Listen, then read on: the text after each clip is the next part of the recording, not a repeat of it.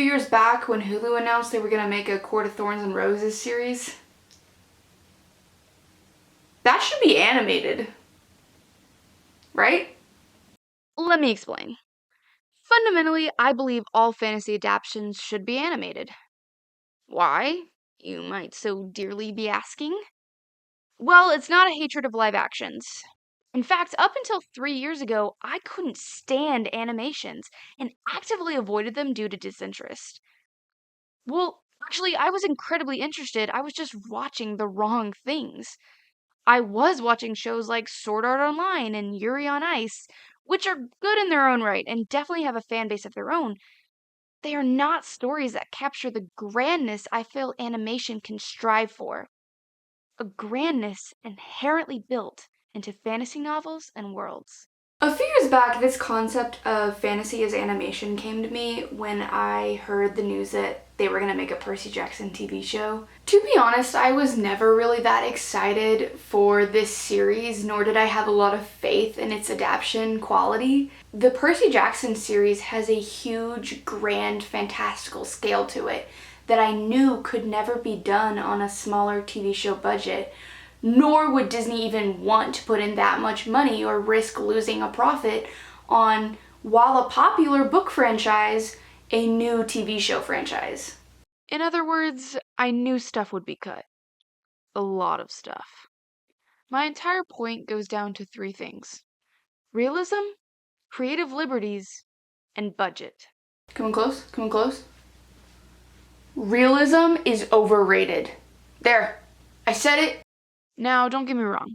Some media is very well suited for a realistic setting. The Last of Us and The Walking Dead shows whose entire basis revolves around highlighting how crazy the world is versus how lost humanity has become needs realism for emphasis of its ethos. If Joel was a 10-foot tall, lanky guy walking around like Wilt from Foster's Imaginary. Wait, what's the show called? Like Foster's Home for Imaginary Friends, it would not have the same moral effect. However, these two examples are in fact cheating because both of them came from a prior visual medium, the video game and the graphic novel. If realism is out the window and animation is in, characters can be way more expressive without worrying about the actor's capabilities too. Let's say that the Percy Jackson show didn't get as incredible of actors as Leah Jeffries and Walker Scapella are.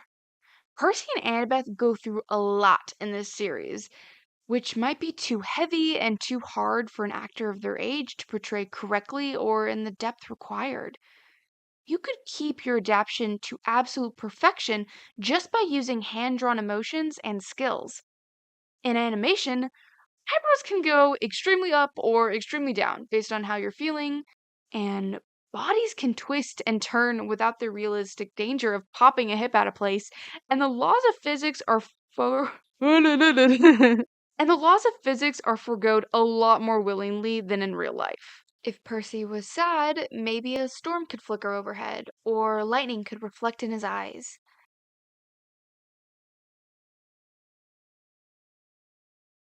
While you could do these things in a live action show, the CGI and time it would take is not something most filmmakers are invested in doing.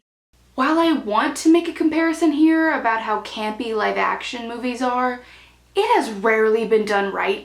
The only correct example of this is the Scooby-Doo movies from the 2000s, which nailed body humor and special effects that most live-action comedies just didn't dare to even try.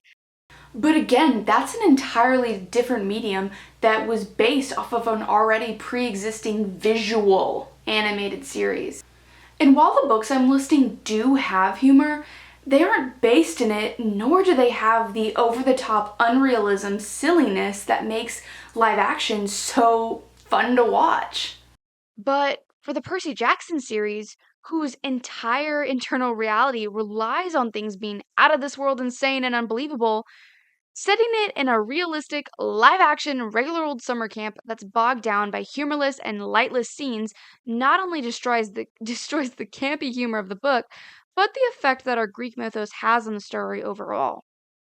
Seriously, guys, where did all of our gaffers go? Greek myth was kind of insane, and it was really entertaining to read. I mean, did they forget the point of an adaptation is to entertain us? A lot of fantastical scenes or settings in Percy Jackson, like the underworld aesthetic or the bus fight between the Furies, were cut down so much due to the budget or just realistic filming capabilities, whereas an animated show could have made it absolutely and massively wondrous without limit.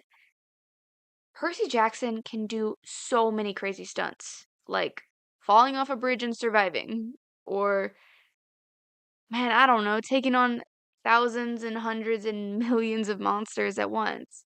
But stunts like this, that when put on a photorealistic lens, lose their charm and look ridiculous, whereas in animation, would look cool as hell. Animated fight scenes could also individualize each character.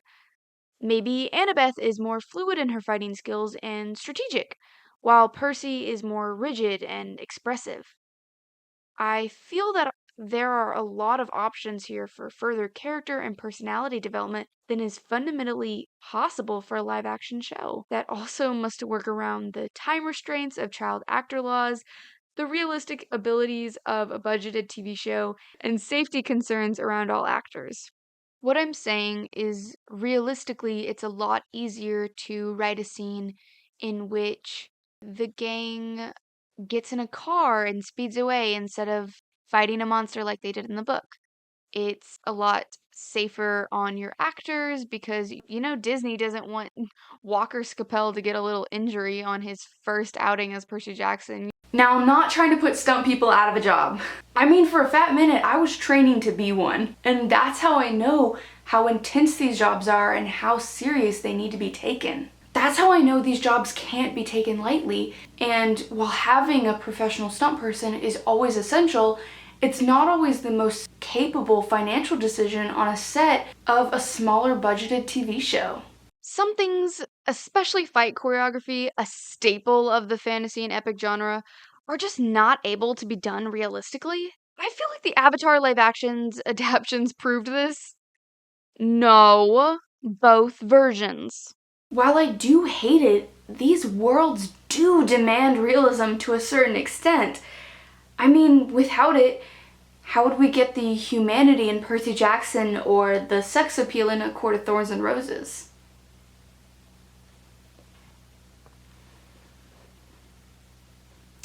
Speaking of ACOTAR, now I can hear and see and visualize the screaming and angry typing now. Oh, the ACOTAR aesthetic wouldn't work for a TV show. And to that I say, you are simply thinking too narrow. While ACOTAR does seem at first a very obvious live action property, with all of its sex and dark fantasy and lots of gore, it is also a great choice for a darker type of animation. Okay, comparative. Take this live action versus this animated scene I found. While both are pretty, there is something so wholesomely charming about this animated one. And now I'll admit, Akatar is not the first thing that comes to mind when I hear the word wholesomely charming. And this particular artist's style would not work for the overall guise of the book. I mean, imagine how many monsters and creatures are in the world of Akatar.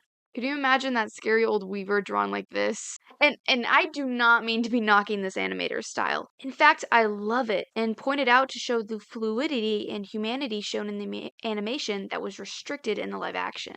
I think to make an animation like Akatar really work would be something closer to Transylvania or Arcane on Netflix. Like an animation with some edge, with grime and shadows and an underbelly. I mean, just because you imagine something as simple doesn't mean it has to be such. Have you seen the Love, Death, and Robots Sony's Edge episode? I mean, now that's dark animation, and that is what I am visualizing here.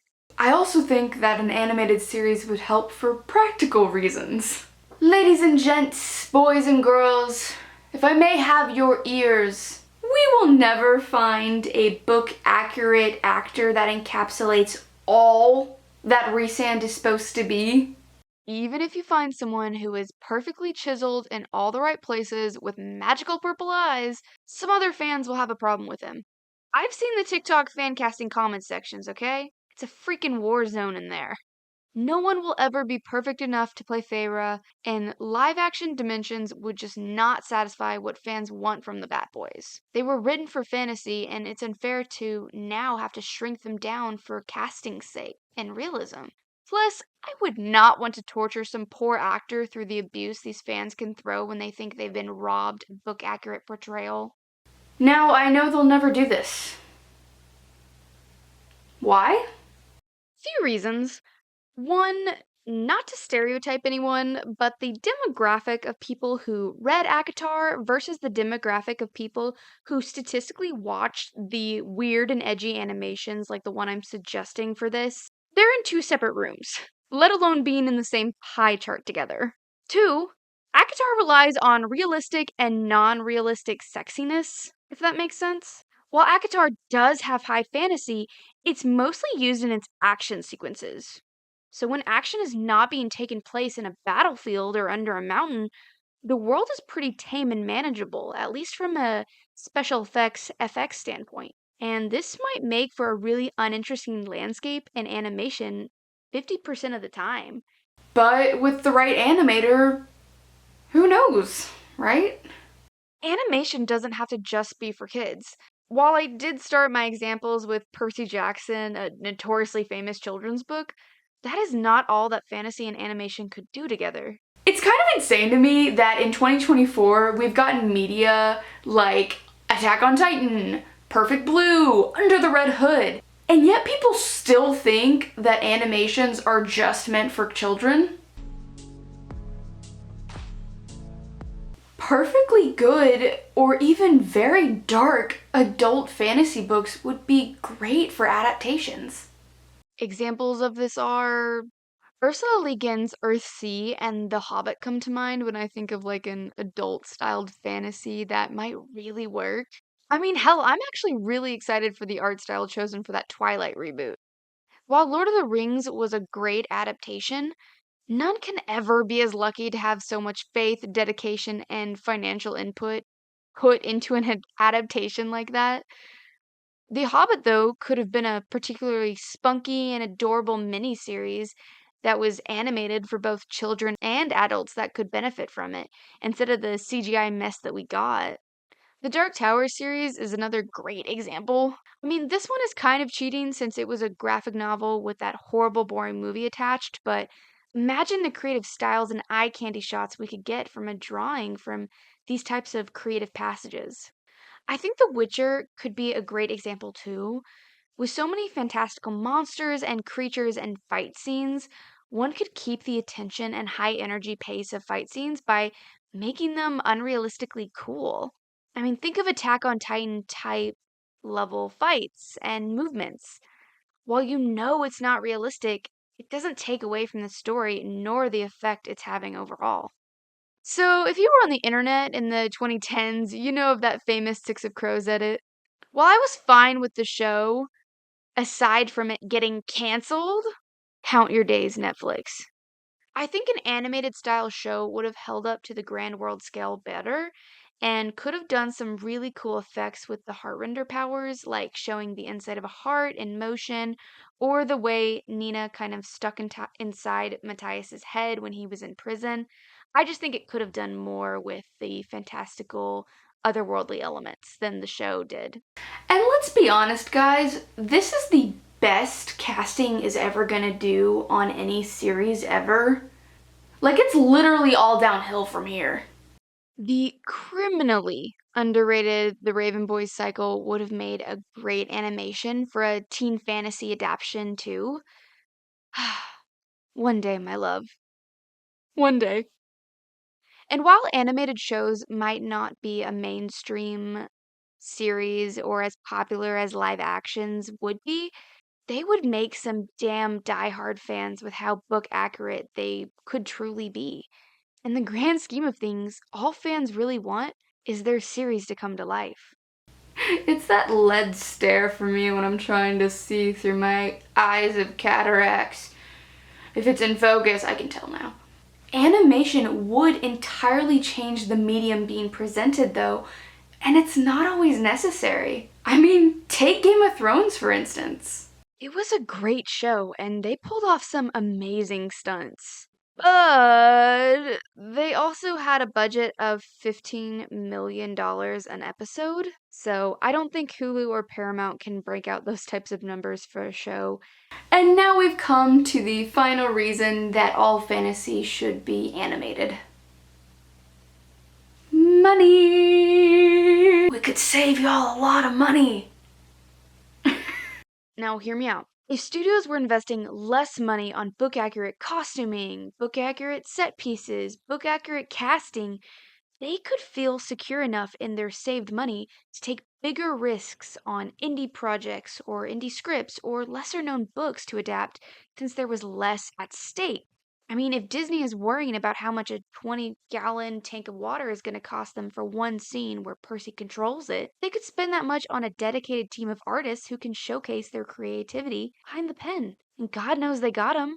If HBO wasn't worrying about how to make Rhysand's wings expand and retract and drop thousands of dollars into it, they might actually adapt the Court of Owls series instead. Plus, it would be rewardly because multiple artists and teams could be working on different projects at once, put out some big projects around the same time, keeping the company making profit and keeping up the momentum of creating. Think of it. One team is doing an old Disney style type Red Rising series, while a separate team is doing an Kira style Animal Farm story. I don't know, I'm picking off the books in my peripheral. On average, studios will spend around $20 to $25 million of production just bouncing around their crew, actors, and equipment to different location changes. Just! But what if the locations changed in the room with us? Another story that deserves this animated style treatment is World War Z, my absolutely favorite book of all time. That book jumps around a lot, whether that be from settings, from jumping globally to locally, to characters and what's required of them. That type of a show would turn into an overly expensive and unprofitable series. Thus, no company will ever try to adapt it accurately, or if at all. But animation would make it a lot more realistic and financially successful. And it would just make sense. You wouldn't have to worry about budgeting a crew of 1,000 out to the woods of Russia to film one zombie chase scene. You could draw it all right there. I also think, in terms of zombies at least, an animated style horror story could work really well to blur the disturbing uncanny with the canny that is nearly impossible to do with the best makeup artists. Animation can also be so much more stylized and varied based on the artist's preference. This guy gets it. That could also help separate genres and help separate similar stories into their own unique mediums. I mean, remember how similar Hunger Games and Divergent were? Well, how similar to each other would they be if one was a princess in the pauper-styled epic and the other one was a Diary of a Wimpy Kid mini drama? Wow. What eye candy for the brain right now. Animation also lasts the test of time and holds up to rewatches more. And in an era of streaming, rewatching, and reminiscing, that's what studios want. Hell, people are still talking about the Clone Wars series, and that started in 2008, whereas the Star Wars prequels are only looked at in the interest of nostalgia and are very commonly known for their poorly aged CGI. And those movies were only made 3 years before. In the end, I'm just talking out of my ears and rambling, so thank you for listening. While not every story could benefit from this animated style, I think fantasy novel adaptations are the best place to start and should really be considered.